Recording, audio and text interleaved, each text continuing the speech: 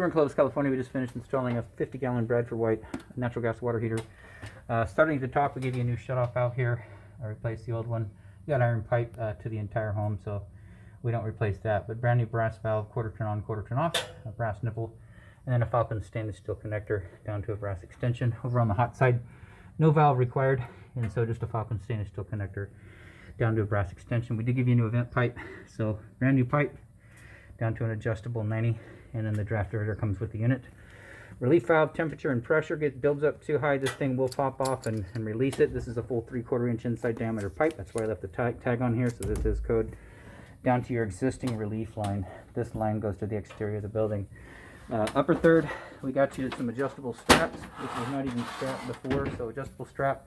Upper third, adjustable strap. Lower third, down here we give you a new gas shutoff valve, quarter turn on, quarter turn off, brand new gas connector over to the existing controller. Right now it's set to hot, which is approximately 120, A130, B140, C150, very hot 160. We recommend leaving, you can see scald risk increases with hotter water. We recommend leaving it at 120. 140, you got 30-degree burns in 3 seconds. If you're an infant or elderly, 1 second, you're going to the hospital at the B setting, which is 140. So it's lit. Burner is on, water is heating, be a couple hours before you have hot water. Outside of that, this installation is done.